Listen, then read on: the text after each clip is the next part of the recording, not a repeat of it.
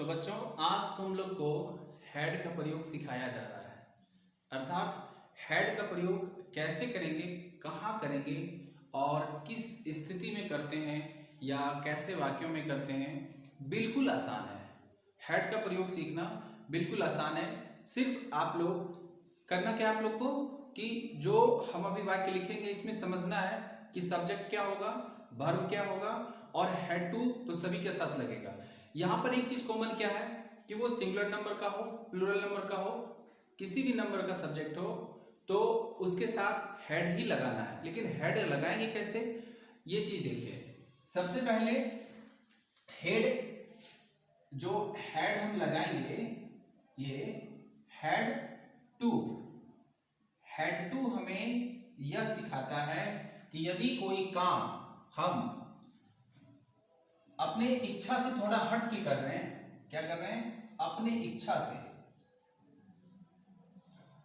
हम अपने इच्छा से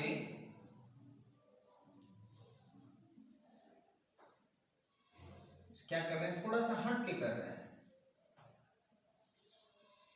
हट के कोई भी काम अपने इच्छा से थोड़ा हट के अगर करते हैं, इच्छा से हट के करते हैं तो उसमें हम हेड टू लगाते हैं। अब ये हेड टू कैसे लगाएंगे वो देखिए। सबसे पहले अगर हम यहां पर इसकी स्ट्रक्चर्स की बात करें, स्ट्रक्चर क्या होगा, स्ट्रक्चर होगा यानी इसकी बनावट। अगर हम इसकी बनावट की बात करें तो कोई भी सब्जेक्ट हो, जैसे आई हो, यू हो या वी हो या दे हो, ऐसे, या फिर कोई नाम हो, कोई भी नाम का भी वाक्य आ जाए तो पहले उसको लगाना है और फिर उसमें उसके बाद हेड टू लगाना है। अगर हेड टू के बाद वर्ब लगाना है, V1 यूज कर लेना है। अगर इसके बाद कोई ऑब्जेक्ट वगैरह आए तो उसको यूज करना है। उसके बाद अगर हम इसका सेंटेंस देखें, सेंटेंस की बात करें, सेंटेंसेस की बात करें तो क्या बनाएंगे सेंटेंस में। जैसे अगर हम लिखें मुझे खाना पड़ा, खाना पड़ा, देखिए इस वाक्य से आपको एक चीज स्पष्ट हो गया है कि आप कह क्या रहे हैं कि मुझे खाना पड़ा, और एक होता है कि मुझे भूख लगी है खाना दो, खाएंगे। तो इससे क्या है कि आपकी इच्छा है खाने का और आप खाना मांग रहे हैं।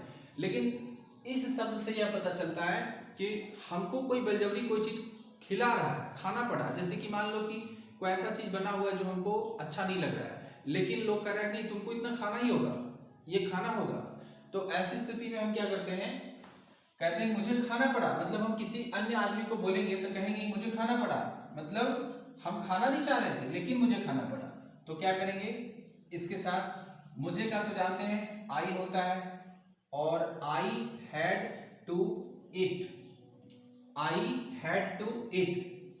सेकंड क्वेश्चन अगर देखें, अगर मान लिया जाए हमें स्नान करने का मन नहीं है, तो अगर बोल रहे हैं कि मुझे स्नान करना पड़ा,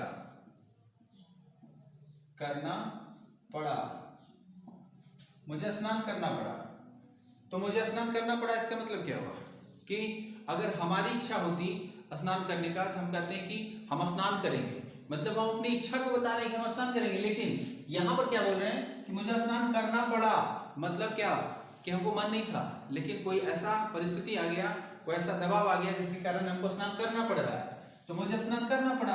यहां क्या लिखेंगे, I had to bath, I had to bath मतलब मुझे स्नान करना पड़ा। अगर हम बोले कि मुझे स्कूल जाना पड़ा, मुझे स्कूल जाना पड़ा, स्कूल जाना पड़ा। देखिए अगर हमारी इच्छा होती कि हम स्कूल जाएं, मतलब मेरी पढ़ने की इच्छा होती है, तो हम लोग और अपने फ्रेंड को कहते हैं कि चलो स्कूल चलते हैं पढ़ने के लिए। और यहाँ पे क्या बोल रहा है कि मुझे स्कूल जाना पड़ा, मतलब मेरी इच्छा नहीं थी मेरे भैया मेरे पापा बोल रहे हैं कि तुम स्कूल जाओ, मतलब कि हमको बलजबरी भेजा जा रहा है स्कूल। इस स्थिति में हम कहते हैं कि मुझे स्कूल जाना पड़ा, मतलब दबाव आ गया मेरे ऊपर कि ये काम करना ही पड़ेगा, इसलिए मुझे स्कूल जाना पड़ा।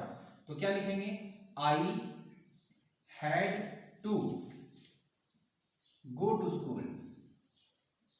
आई had to go to school, मुझे स्कूल जाना पड़ा। अगर हम इसी तरह बात करें, मुझे देखना पड़ा, मुझे देखना पड़ा। अब आप समझिए कि अगर आपको कोई फिल्म चल रहा है हॉल में और आपको देखने की इच्छा नहीं है, और आपका दोस्त आपको कह रहा है कि नहीं चलो अच्छा फिल्म लगा हुआ है देखते हैं, आपके दोस्त आपको दबाव डाल रहा है कि नहीं चलो ये मूवी हम देखते हैं सब मिल करके, तो इस स्थिति में आप क्या करते हैं कि हम देखना नहीं चाह रहे थे लेकिन हमें देखना पड़ा। या फिर कोई ऐसे जगह हम बैठे हुए हैं जहाँ से कोई चीज़ गुजर रहा है और हमको मन है कि उधर नहीं देखें, लेकिन कोई बलजबरी कर रहा है देखो देखो, ऐसा मतलब हमको बोल बोल के देखने के लिए अट्रैक्टिव कर रहा है कि इधर देखो, मजबूरन हमको उधर देखना पड़ा। तो ऐसी स्थिति में क्या करते हैं, मुझे देखना पड़ा, तो लिखते हैं I had to see. I had to see. या अगले सवाल की ओर चले तो अगर लिखें तुम्हें वहां जाना पड़ा। तुम्हें वहां जाना पड़ा, ये भी क्या है, एक मजबूरी है। जैसे अगर हमको मन है कि हम पटना नहीं जाएंगे, लेकिन कोई कह रहा है, मेरे घर वाले मेरे दोस्त, कि नहीं तुमको पटना जाना पड़ा, पटना जाना पड़ेगा, तो इस स्थिति में हम किसी चीज़ पे अगर बोलते कहते हैं देखो मेरा मन नहीं था पटना जाने का, लेकिन मेरे दोस्त का कुछ ऐसा स्थिति आ गया, ऐसी परिस्थिति थी उस समय कि मुझे पटना जाना ही पड़ा। ठीक है, तो मुझे पटना जाना पड़ा, तो इस स्थिति में क्या बनाएंगे हम, आई नहीं, यू हैड टू गो। अगर हम बोले कि मुझे वहां जाना पड़ा, तो यहां लिखेंगे I had to go there. I had to go there मतलब कि मुझे वहां जाना पड़ा। इससे यह पता चलता है कि मेरी जाने की इच्छा नहीं थी, लेकिन मजबूरन हमको ऐसी परिस्थिति लाई हमारे साथ, या ऐसी परिस्थितियां आ गई हमारे साथ कि हमें वहां जाना ही पड़ा। ऐसी स्थिति में बच्चों कैसे बनाएंगे, तो हैड लगाना। ठीक है, हैड लगा के हम इसको बनाएंगे। चलिए आपके लिए अब सवाल देते हैं, इसको करके लाना है, कैसे करेंगे। ठीक है, हमारे पास जो सवाल है वो अब आप लोग को करना है। जैसे सवाल लिखिए, सवाल लिखना है हमको, तुम्हें दूध पीना पड़ा। दूध पीना पड़ा। सेकंड क्वेश्चन अगर लिखें, राम को स्कूल जाना पड़ा। स्कूल जाना पड़ा। ठीक है, राम को स्कूल जाना पड़ा।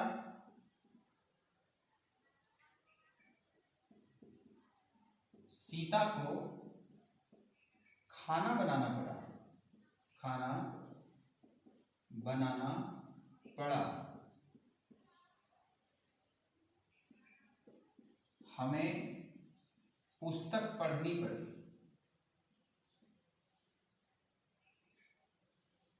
पढ़नी पड़ी। ठीक है, या फिर श्याम को मेरे साथ जाना पड़ा। अगर अगला बात करें, पिताजी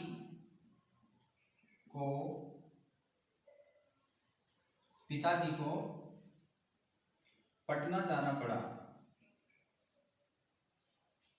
पटना जाना पड़ा।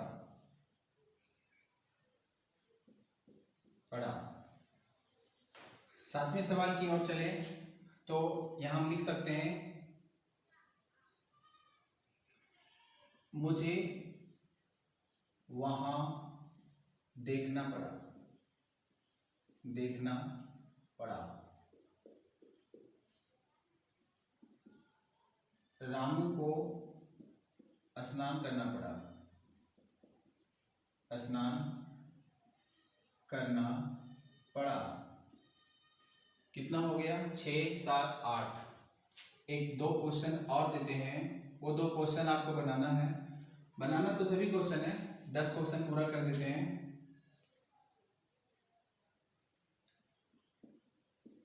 हमें पत्र लिखना पड़ा, पत्र लिखना पड़ा। मेरी बहन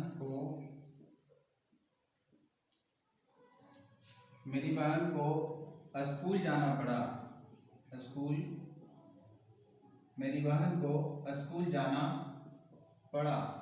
ये 10 क्वेश्चन आपके होमवर्क के लिए हैं। आप इन सभी सवालों को करके लाएंगे। बिल्कुल आसान है, सभी के साथ हेड लगाना है। सिर्फ अगर सब्जेक्ट चेंज होगा तो सब्जेक्ट से कोई लेना देना नहीं है, सब्जेक्ट जो होगा वो अलग अलग लगाना है और सभी के साथ हेड लगाकर ये सभी सेंटेंस पूरा करें। मिलेंगे अगले क्लास में।